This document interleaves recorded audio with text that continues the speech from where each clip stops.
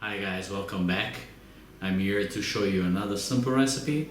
Today I'm gonna make a sponge cake. You can use it for just a simple snack or to make more complicated cakes like tiramisu, birthday cake, or even wedding cakes if you like to experiment something more difficult.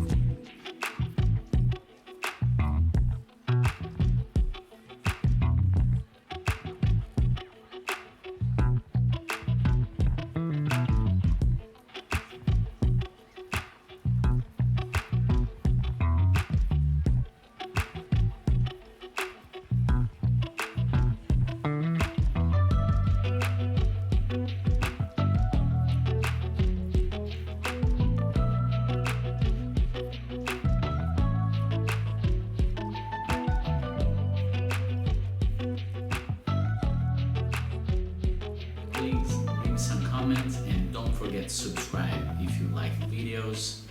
Let me thank you again for the time you're spending watching those recipes. Until next time, thank you again.